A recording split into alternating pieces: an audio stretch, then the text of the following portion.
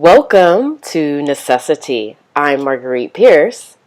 And I'm Lindsay Jackson. And as we are all quarantined in our home, having guests on our show does not stop. And we are so lucky and so fortunate to have the lovely, phenomenal Erica Garcia from the Nueva Alma Yoga Studio in Yonkers, New York, with us today. So, welcome, Erica. Thank you for joining us. Thank you for having me. Yes. So, Erica, we are going through a pandemic right now, and you are a yoga practitioner, and we want to connect with you so that you can help our listeners find tools and resources that will help them cope and manage during this really challenging time. So, first, tell our listeners a little bit about who you are and what brought you to the mat. Okay, so that's a very fun and direct story, right? So I'm 48. Yeah, I'm 48, and I've been practicing yoga since I was like 16. So you're talking 30 to 33 years.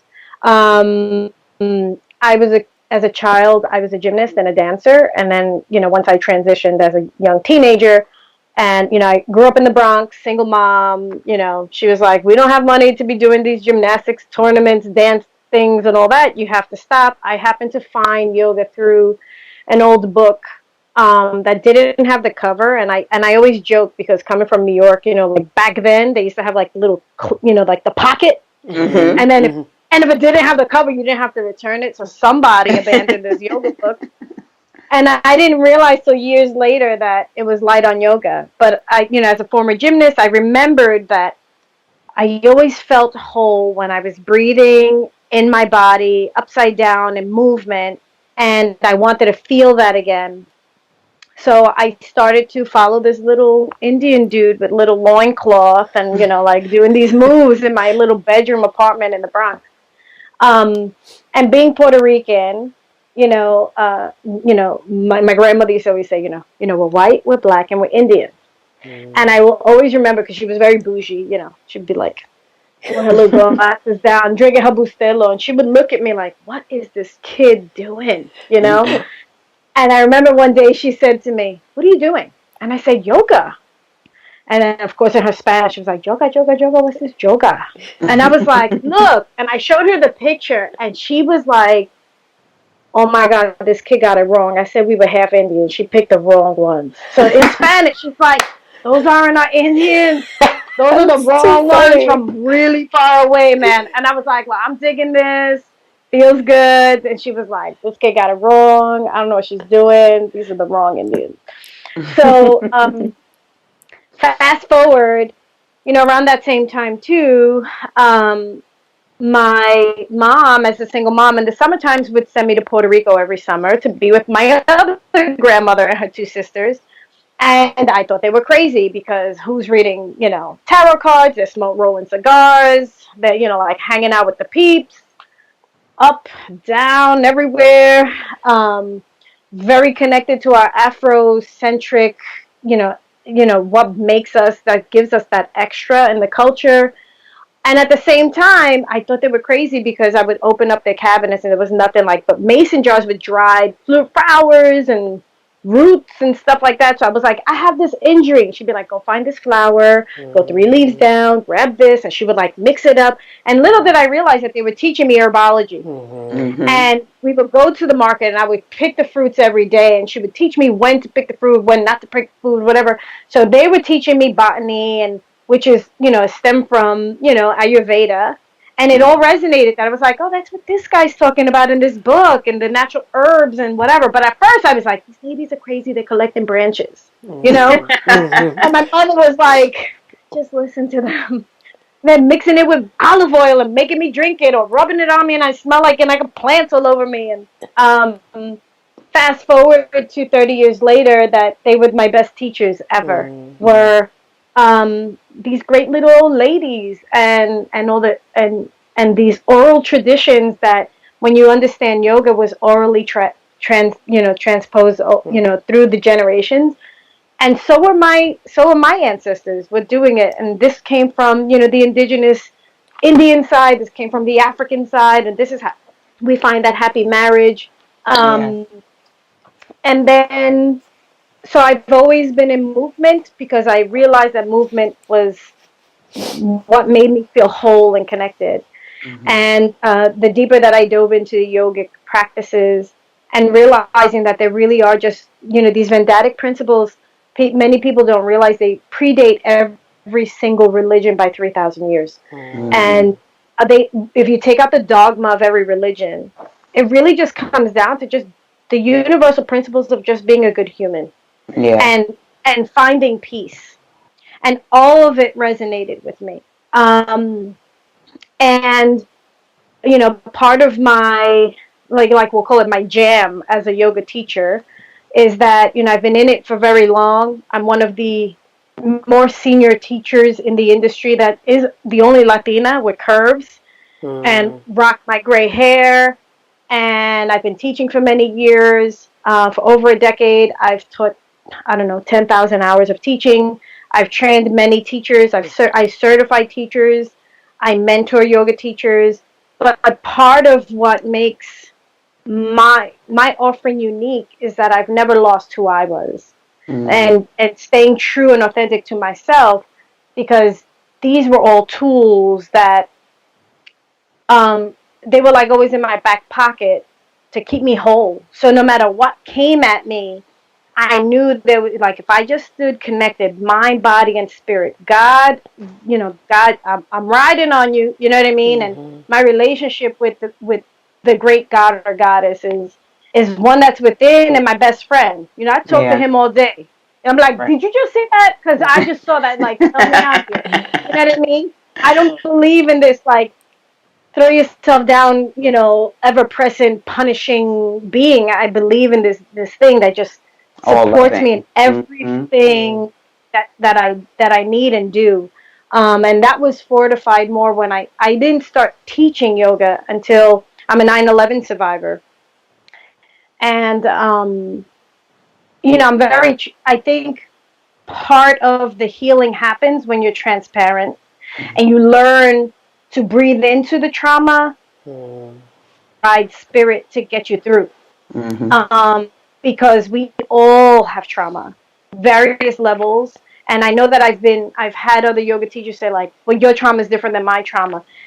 Yes, but we are human organisms and we're beings, and we all have, and right now with this pandemic, there's not a single person in this entire world that is Right. not feeling this. So we're all like basic Yeah. ground level, you know. Yeah. Um, and I understand that, because I came from from this culture, but then I was also from the Bronx, and then, half my family was one religion and half was the other religion. And, then there's the shades, right? I was the darkest one in my family, so they used to call me La Negra, and I'm really not, if you look at me, La Negra, but according to all the blondes and blue eyes in my family, I am.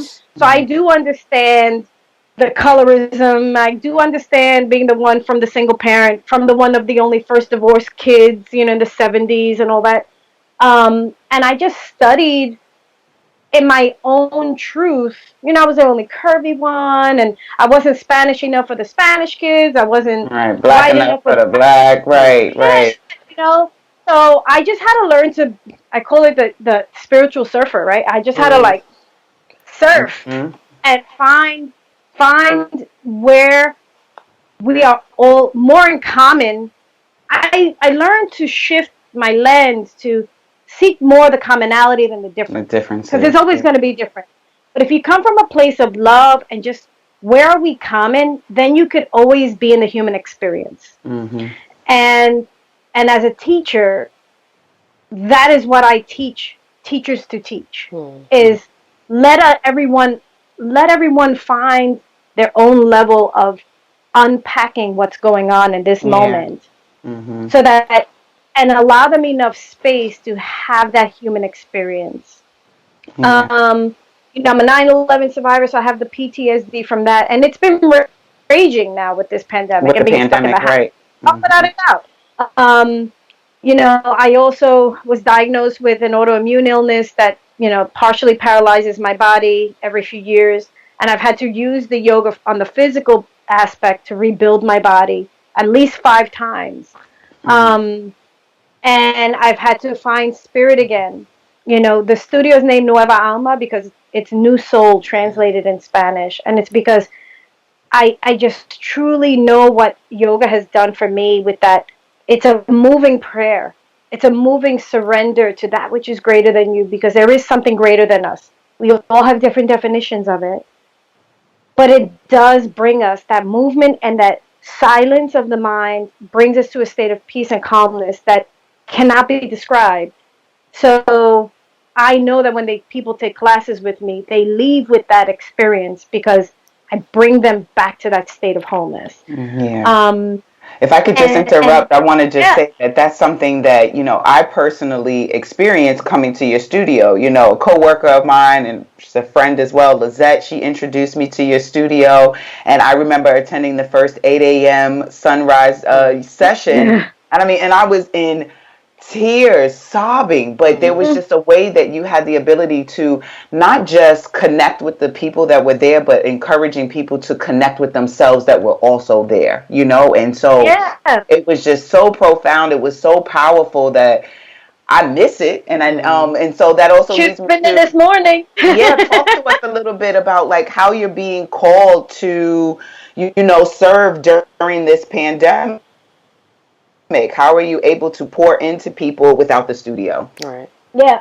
So, I'm also a businesswoman. I have a 9 to 5, despite I run the school and the fact that I run the studio and the foundation. And, I was very ahead of the curve with, I think we're going to have to close because this thing is airborne, right? And it was very, very comforting to know that people were still showing up. We were busier than ever, because everyone said, we know how clean you are here. We know because you make us clean our mats, wipe down the blocks, and write down everything. And believe it or not, that's again another yogic principle, saucha, purity, keeping clean. And it's because I've just slowly instilled the discipline in all the students, because people don't realize that these yogic practices, again, these philosophies, these principles, if you take away the dogma, it's just about being a good human being, in and out, healthy and whole. But yes, I've had to shut down. The doors have been closed temporarily since I think March 14th or 15th. And I immediately went online, and I am, again, another yogic principle is reining in the ego, right? So I've resisted being seen on camera. That's why I even asked you yesterday, is this audio or is this video? You know what I mean? Because that's my yoga, working through the stuff. Right. And it's funny because I have management, and, my manager was like, you need to stop being the Wizard of Oz. You have all this information and you're putting it out there on social media, but nobody's seeing who it's coming from. Yeah. And it was important for me to digest that, because there's so many people that have account managers for their social media and who's writing what for them. And everything that's on all of my platforms is me. Right. Because I'm not going to nobody can represent me better than me. Right. You can make a caricature of me, but I am me. So every post is me, every delivery is me, because I don't want anyone to ever misconstrue what is being said and what is being delivered, because I know from the space that I come with. Right. So see you, but they haven't seen me. So is Erica real or is she not real? Those who know me like you do will be like, oh yeah, that's Erica's words. I can hear her saying it. Right. Yes, I hear your voice. When you said that post, I hear your voice. So I've had to come out from the mask. And it's been that's been my yoga, coming away from the mask and growing. And again, it's just been another layer of being transparent. And as yoga teachers, we are healers. We are, whether we recognize it or not. We are teaching a modality that brings in stillness and healing in that individual. I may not be a doctor. I may not be a therapist. I may not be, whatever other license you need for those type of, callings. But I'll be damned if you think you don't leave the mat from an experience with me without having felt some kind of release and wholeness. Yeah. So you're putting that on Zoom? So you're putting this on Zoom? Okay. How will the people get onto your classes? So I still have everything on Mind Body, just as if they were still coming to the studio. The Okay. classes are listed there. I'm teaching all of the classes right now because I'm still being there for my teachers who are human beings and also need healing. And as a business owner, I need those who have had the confidence in having membership with us know that I'm the one that's standing present and being present and holding space still for everyone. Especially because I'm still taking the memberships because I'm still Still serving doing them. the work, Right. right? I'm still serving them. I'm teaching 22 classes a week, six Wow. days a Wow. week. That's a I'm lot. doing two meditations. Yeah, on Sundays I do one meditation and one vinyasa class, and Monday through Friday I do four classes. I do two meditations a day and two movement classes a day. So they're still Wow. being served. Many other yoga studios have gone to one class a day or Mm. whatever. And I'll tell you, we're still getting a good, 20 something, 30, people a class because they're still getting the experience. Right. Same Do you experience. think you're able to kind of keep the numbers? That sounds kind of high for like considering that they're not physically showing up in the studio and they're showing up online. Do you think it's because people are now more in need than ever for meditation and for yoga? Like, what are your thoughts? I think it's twofold.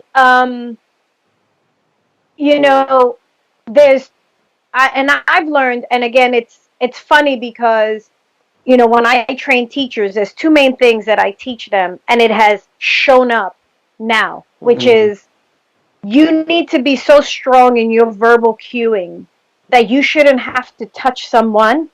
That your words should be able to land on the body physically and the spirit, so Mm. Hmm. that they can feel what it is you're trying to deliver. Because yoga is an experiential science, Mm. and many people are not teaching it that way. If Hmm. I am not, like, this is my screen and yes I have two mats down, I will quickly demonstrate something. But if you look at my yoga classes online, I'm not doing the yoga with you, just like I don't do it in the studio. In the Right. studio I teach and train my students to learn to listen, Mm. because you need to learn to listen so that those words can land and the body can react. There's a way of verbal cueing where you hit left and right brain where you can deliver this experience that is so profound. I don't need to be in front of you.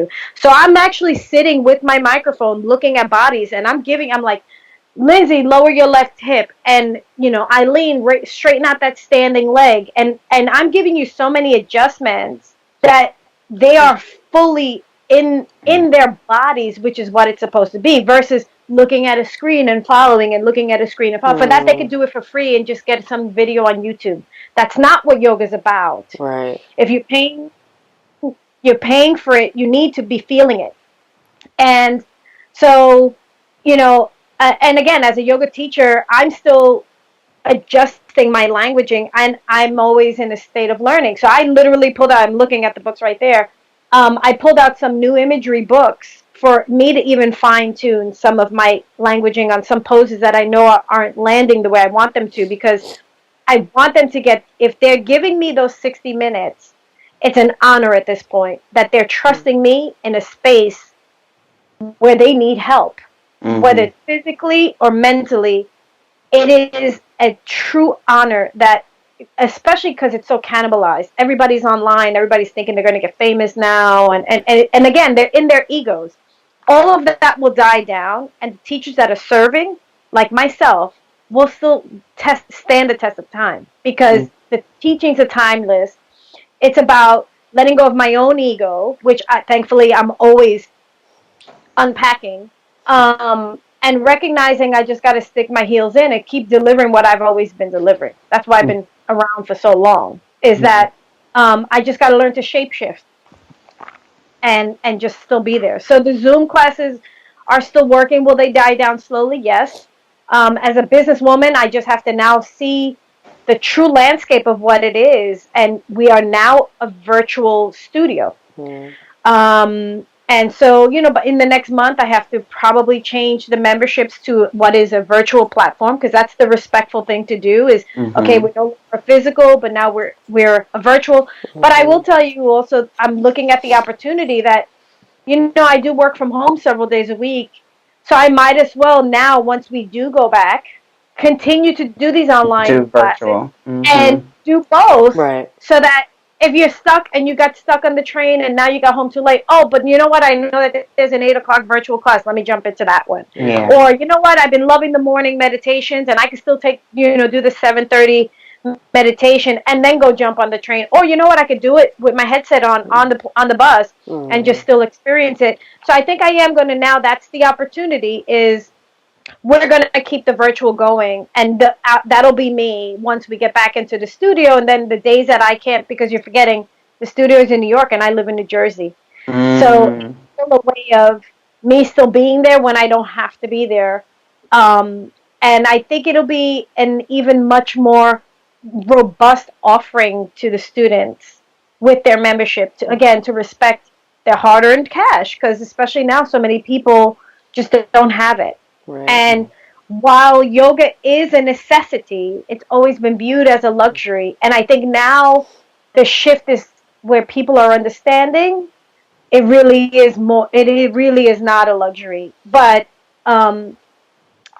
the American way of doing yoga has to stop, and it needs to be accessible to all, and it needs to be respectful to all. And I don't mean just price wise.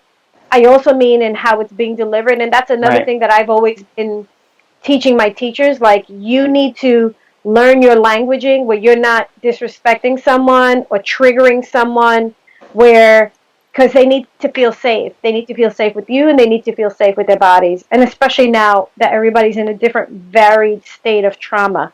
You know, whether they're an essential worker or just a receiver or teacher or a child, everyone's in a different state.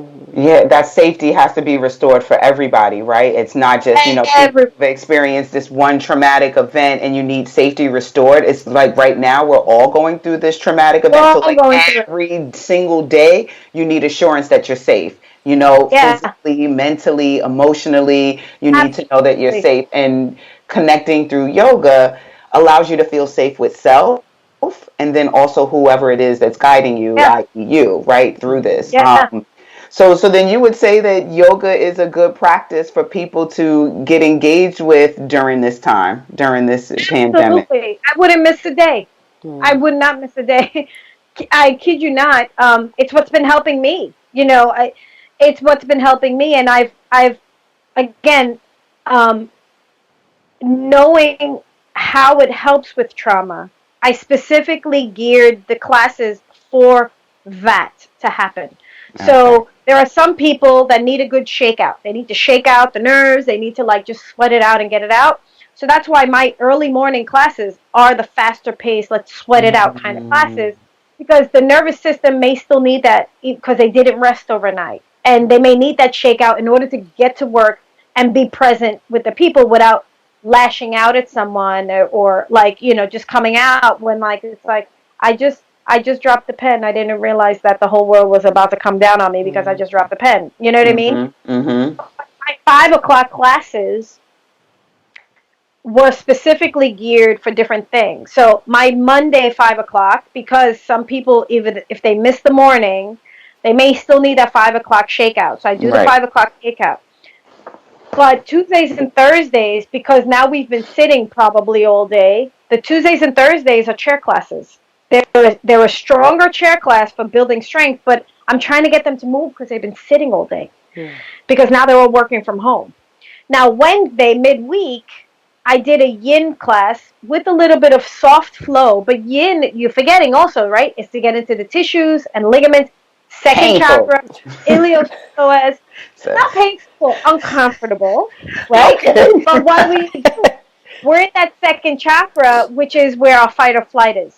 And to restore and pull out the stuff. So midweek, I'm pulling out all the extra stuff. And then Friday nights, what I did at 5 o'clock is Yoga Nidra, the art of Shavasana, just letting go, healing, so that you can just let this week go, get ready for the weekend so that you can be present with your families and just let it all go and start with a new slate for the next week. So my classes are for exactly what I know that people wave is. Transitioning through, throughout the day. Yeah, that's awesome. Yeah, I'm not here, you don't need me to learn how to do a perfect handstand. That's not going to help you. That's not going to help you through trauma. It's not. Side crow, all that's fun for extra. Right now, everybody needs healing. They need peace. They need meditation. They need um, fight or flight restoration. They need to pull all that stuff out, and that's the yoga they need now. And meditation. They need the mindfulness. They need to clear the chaos that's going on in their mind, and through the meditation, they'll also work the emotional landscape. And the mindfulness meditation helps with the rumination of the mind. It builds flexibility, cognitive response. It takes you out of the head of reacting and just fully becoming aware of yourself and self-regulating so that you can listen and respond versus react. Yeah. It makes you much more mindful in your words because it allows you to listen and be much more aware of what's going on beyond your body and being much more compassionate and connected with the other individual, deeper listeners. You totally need it, which is why I'm doing 2 meditation classes a day too. And with the meditation, do you think because I in terms of consuming news now, there's a lot of fear in a lot of the things that I read and a lot of the things that I watch on the TV, whoever's press conference. It's just you feel this tension, and you're walking around with the heaviness, and I'm how do your meditation practices and classes and yoga classes pinpoint that angst that we're all carrying, that weight, that heaviness that we're all carrying? Yeah. So the movement moves that energy out of the body. And so you do need some of the movement.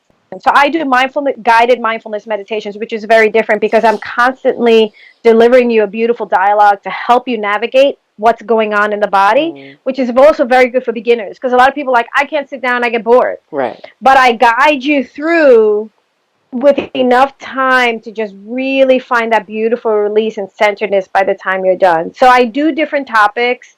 One of the main ones I've been doing these days, right, is the art of letting go and calming the chaos in the mind and learning to just bloom where you're planted and letting life unfold, unpacking the feelings, getting back to our roots, to just finding the daily miracles of the day, finding that state of, what used to feel mundane is now so important to us. And just appreciating, people don't realize that feelings get buried and they don't go away. Buried feelings, they stay alive and they get little antlers and they get little antenna. And now is when it happens. So to safely allow the breath to unify, ride that wave, and just exhaling it out is such a beautiful release if it's done right.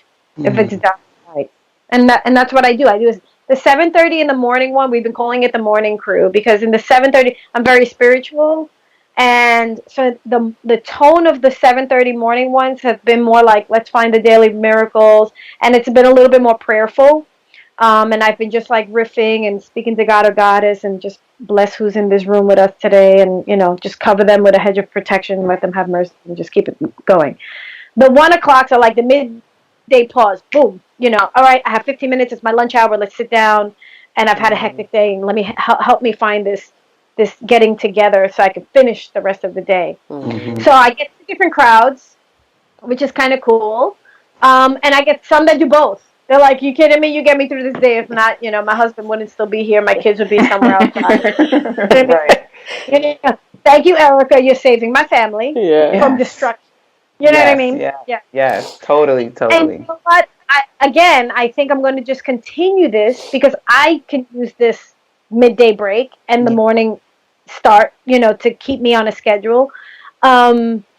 And honestly, because people don't realize once they start reopening the states and reopening going back to work, there's going to be a whole other wave of trauma that if you didn't think was there is now going to start resurfacing. So the meditation is going to be huge with helping people just transition to what is the new normal, and building that resiliency to all these shifts that are taking place because, you may be resilient now because you're safe in your four walls.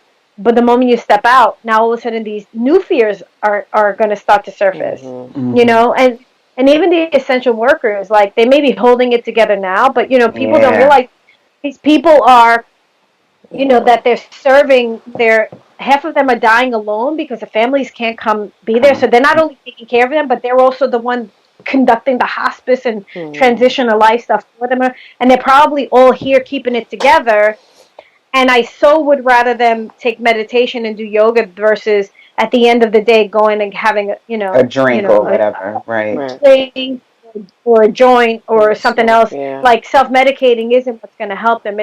It's really just releasing and processing and metabolizing all of this stuff and letting it just come out of you is what's going to keep everybody healthy. Yeah, I think of the secondary trauma, but I'm thinking of the worker who is actually experiencing that, who is there, yes, holding somebody's hand that they don't know, who really needs their family, and you've got to hold that space. You got to hold that space, and half of them aren't equipped to do that. Yeah. And how about like having to do it 15 times today on my shift? Like it's just.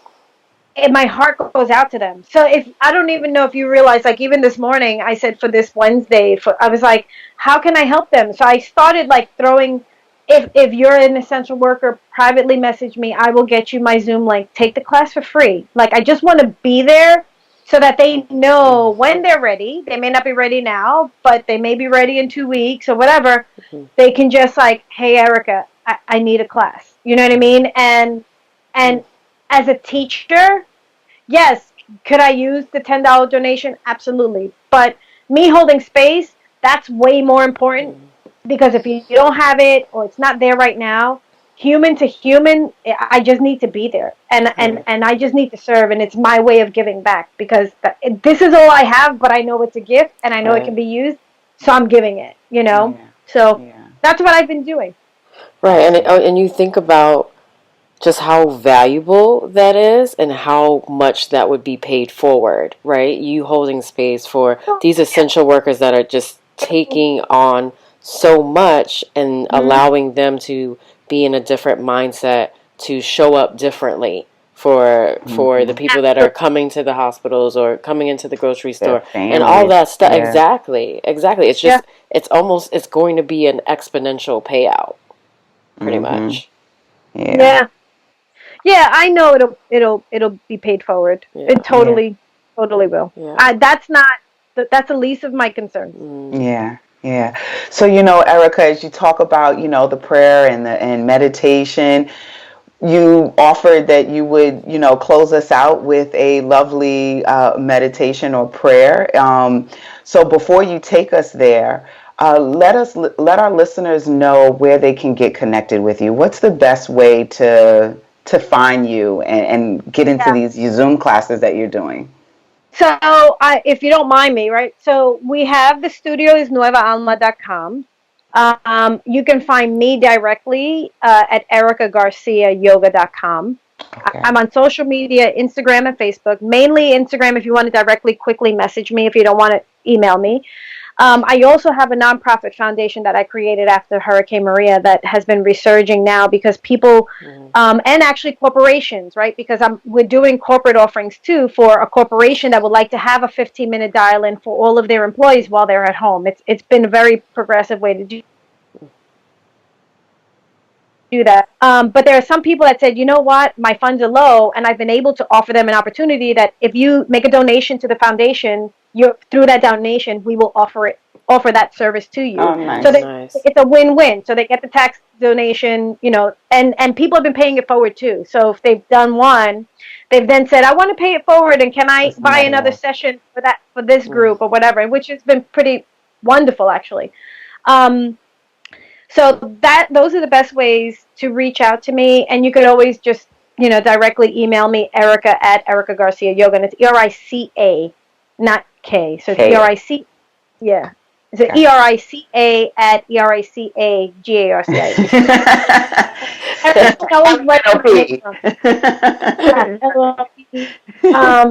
So how many minutes do we have? I can do you want a quick little meditation into prayer to end this off, or just want prayer, or just want meditation? I'm here to serve.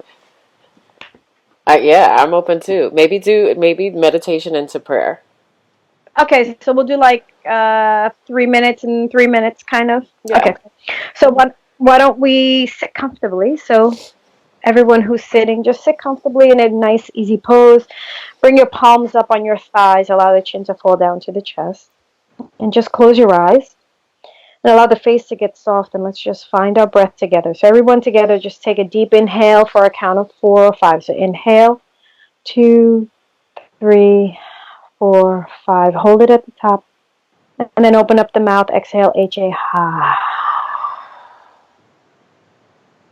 Inhale, 2, 3, 4, 5. Hold it at the top. And exhale, H-A, ha.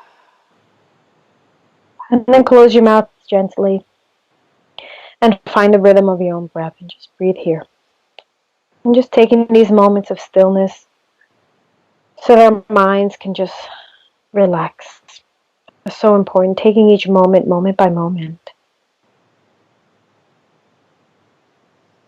Listening to the breath. The face remains soft, the forehead is soft, the jaw is soft. The neck gets soft, which allows the chin to fall in the direction of the chest. The elbows bend, allowing gravity to pull the shoulders away from the ears. And as you begin to feel the breath as it rises up through the spine, through the crown of the head, and then exhale, letting it fall down. Feeling the earth support you under your seat. Can you now direct the breath to the circumference of the casing of your skin? So feel the limbs. Direct your breath to the limbs. And then direct the breath to your chest, to your heart center. Just soften the heart center.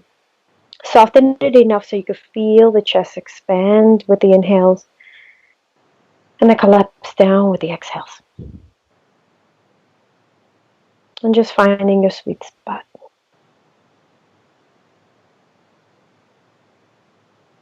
Then focusing on the tip of your nose, trace the coolness of the inhale breath as it goes through the nostrils into the back of the throat and into the lungs, filling the lungs with this precious new air.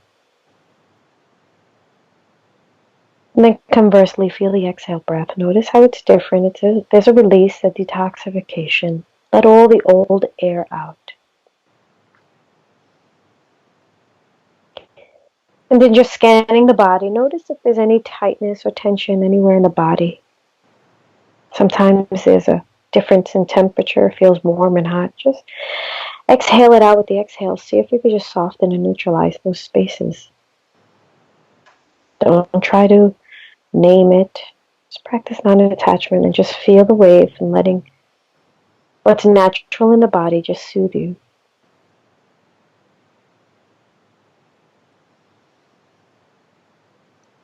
Feeling the sense of calmness.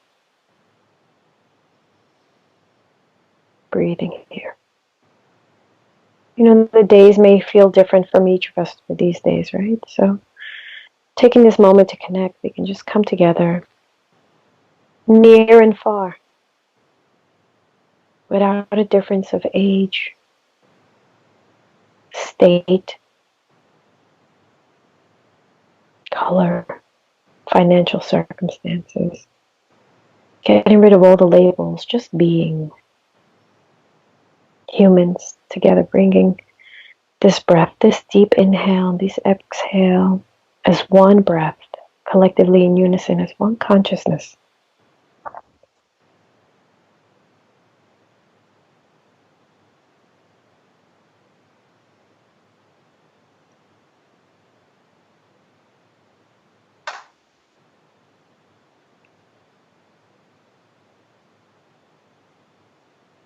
Allowing the chin to fall down a little bit softer towards the chest. Continuing to breathe into the heart center.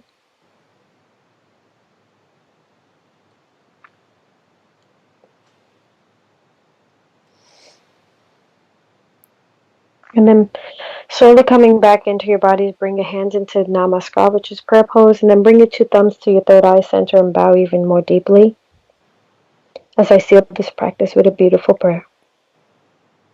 As I thank the God or Goddess of your own understanding, your own higher power and creative consciousness, or even the ever-present great mystery, for this beautiful time together to collect the collectively as sisters get together and support and empower one another.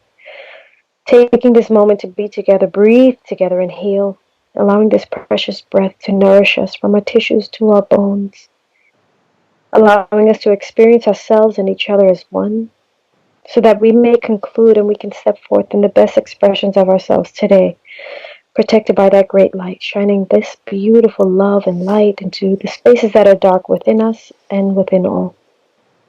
Blessed be. Om Shanti Shanti Shanti Namaste. Take a deep inhale. Just exhale. Beautiful, ladies. Thank you so much for allowing me to do that for you. That was Thank great. you so much. That was great. Thank you so much. Appreciate you so much, Erica. We Really do. Of course, do. I see you. Thank Thank you. you. Thank you.